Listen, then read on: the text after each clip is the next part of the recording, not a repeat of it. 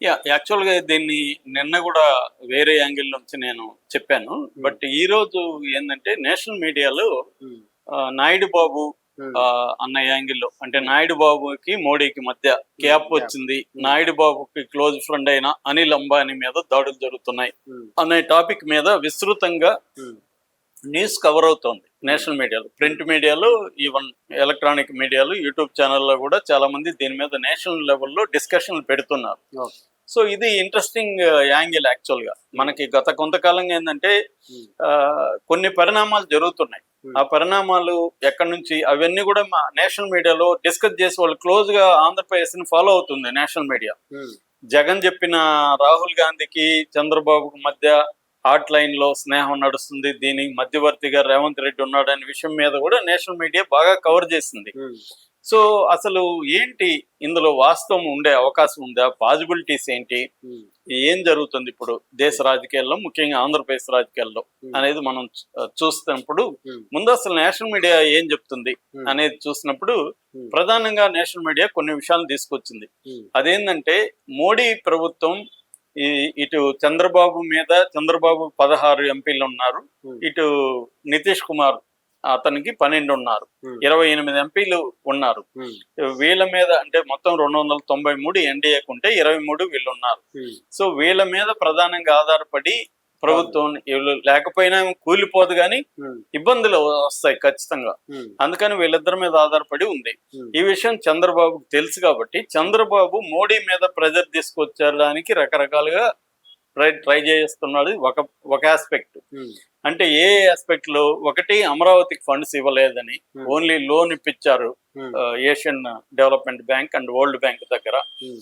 మిగతా ఏమి గవర్నమెంట్ నుంచి ఏమీ రావట్లేదు. హ్మ్. అట్లాగే కేంద్ర సంస్థలు అమరావతికి రాలేదు ఆ, అనేది ఒక అంశం అయితే, రెండోది పోలవరం అనేది కేంద్రం అధీనంలో ఉంది. కేంద్రం దాన్ని కంప్లీట్ చేయాలి. ఈ ఆల్రెడీ 1.5 year అయిపోయింది. 3.5 సంవత్సరం లోపల కంప్లీట్ చేయకపోతే ఈ రెండు చంద్రబాబుకి చాలా చాలా ఇబ్బందులు వస్తాయి. హ్మ్. ఈ రెండు చేయాలంటే కేంద్రం సహకారం లేకుండా చంద్రబాబు చేయలేని పరిస్థితి. ఎందుకంటే ఆల్రెడీ 1.5 lakh crores ఈ 1.5 year లో హ్మ్.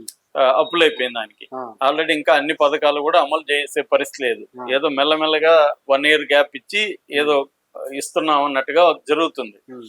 సో అందువల్ల ఏమవుతుందంటే ఆల్రెడీ ఎమ్మెల్యేలేమో అరక్తం తినేస్తున్నారు. హ్మ్. కనీసం దాన్ని కప్పిపుచ్చుకోవాలంటే డెవలప్మెంట్ చేయాలి, కేంద్రంలో ఫండ్స్ రావాలి. దాని మీద ప్రెజర్ చేస్తున్నాడు కేంద్రాన్ని అనేది నెంబర్ 1. హ్మ్. నెంబర్ 2, జగన్ అరెస్ట్ చేయాలనేది చంద్రబాబుకు ఉంది. హ్మ్. ఎందుకంటే లోకేష్ 2029లో లోకేష్ ని సీఎం క్యాండిడేట్ గా అనౌన్స్ చేసి హ్మ్. లోకేష్ తను యాక్టివ్గా ఉన్నప్పుడే లోకేష్ ని సీఎం గా సెటిల్ చేయాలనేది చంద్రబాబుకు ఉండే ప్లాన్. ఓకే. అది చెయ్యాలంటే జగన్ అనే భూతాన్ని తొక్కేయాలి. హ్మ్. తొక్కేయాలంటే జగన్ కి జైల్లో పెట్టేయచ్చు కావాలంటే చంద్రబాబు కూడా. హ్మ్. కానీ దానివల్ల లాభం లేదు. 30 రోజులు 40 రోజులు ఉండి జైల్లో బయటకు వచ్చేస్తాడు జగన్. అట్టే కాకుండా కన్విక్షన్ వేయించాలి. హ్మ్. కన్విక్షన్ వేయించాలంటే మోడీ అనుకుంటే గానీ అవ్వదు అది. హ్మ్. ఎందుకంటే ఆల్రెడీ 12 ఏళ్లుగా బెయిల్ మీద ఉన్నాడు కాబట్టి బెయిల్ రద్దు అయితే ఆటోమేటిక్ గా జైలుకి వెళ్తాడు. ఆ కేసుని సీరియస్ గా ముందుకు తీసుకెళ్లి కన్విక్షన్ వేయించగలిగితే జగన్ కి హ్మ్. జగన్ జైలుకి వెళ్ళాడంటే 10 ఏళ్ల పాటు ఇంకా అతను రాజకీయాల్లో యాక్టివ్ గా అంటే కంటెస్ట్ చేయలేడు. హ్మ్. 2-3 ఏళ్ళు జైల్లో ఉంటే చాలు. పార్టీని ఇప్పుడు ఎవరు బయట నడిపేవాళ్ళు లేరు. అక్కడ ఉన్న వాళ్ళందరూ నయానా భయానా లాగేసుకోవచ్చు హ్మ్. అనేది చంద్రబాబు ప్లాన్. దీనికి మోడీ అనుకూలంగా లేడు. హ్మ్. సో మోడీకి ప్రెజర్లు పెరుగుతున్నాయి. హ్మ్. రెండోది ఇది ఒక వైపు అయితే, మూడోది ఆ, బిల్లులు కొన్ని మనకి ఆ, ముస్లిం ప్రాపర్టీస్ మీద హ్మ్. వక్ఫ్ బోర్డు బిల్లు వచ్చింది. దాని మీద చంద్రబాబు చాలా గట్టిగానే అబ్జెక్ట్ చేశాడు. చాలా విషయాల మీద పట్టుబట్టాడు అనేది ఒకటి. హ్మ్. అట్లాగే డీలిమిటేషన్ హ్మ్. బిల్లులు, డీలిమిటేషన్ మీద చంద్రబాబు చాలా కోపంగా ఉన్నాడని, అది ఇష్టం లేదని. అట్లాగే యాంటీ ముస్లిం బిల్లులు ఉన్నాయి కొంత, సిటిజన్షిప్ అవన్నీ, వాటికి వ్యతిరేకంగా ఉన్నాడని. మొన్న అక్కడ ఎస్ఐఆర్ అని ఒక పేరుతో 65 లక్షల ఓట్లు బీహార్లో తీసేశాడు. హ్మ్. దాని పట్ల కూడా చంద్రబాబు వ్యతిరేకత ఉందని. హ్మ్. సో అందుకనే రాహుల్ గాంధీ మోడీని ఓటు చోరు అంటే కూడా ఎక్కడ ఈయన మాట్లాడట్లేదు. హ్మ్. సో ఇది కూడా మోడీకి ఇబ్బందిగా ఉంది. అంటే కొన్ని బిల్లుల విషయంలో హ్మ్.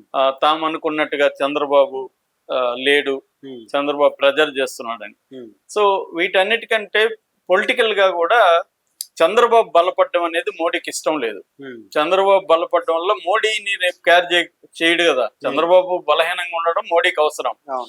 రెండవది బీజేపీకి ఉన్న నేచర్ ఏంటంటే అన్ని రాష్ట్రాల్లో కూడా అన్ని రకాల రాజకీయ పార్టీలని తొక్కేసి బీజేపీ స్ట్రెంగ్త్ అవ్వాలనేది బీజేపీ గోల్. సో ఆ గోల్లో భాగంగా మిత్రపక్షాలను కూడా ఎదగనీయకుండా చూసుకోవాలి. ప్రతిపక్షాలనే కాదు, మిత్రపక్షాల్లో కూడా స్ట్రెంగ్త్ కాకూడదు అనేది బీజేపీకి ఉండే గోల్. అందుకని ఇక్కడ చంద్రబాబుని తొక్కేయాలి అంటే వీకెన్ చేయాలి అనేది ఒకటి. రెండవది చంద్రబాబు డిపెండబుల్ ఫ్రెండ్ కాదు, అతను మళ్ళీ అటు పోవడానికి గ్యారంటీ లేదు. జగన్ అయితే డిపెండబుల్. ఇది అందుకని ఇప్పుడు ఒక స్ట్రాటజీ ప్లాన్ చేసుకుని జగన్ ని దగ్గరకు తీసుకుంటుంది. జగన్ కూడా ఇప్పుడు అందుకని చంద్రబాబుకి రాహుల్ గాంధీకి మధ్య ఫ్రెండ్షిప్ అనేది జగన్ స్ట్రాటజిక్ గానే దాన్ని ముందుకు తీసుకొచ్చాడు. ఇది కూడా మోడీ జగన్ వ్యూహంలో భాగమే అని చెప్తున్నారు.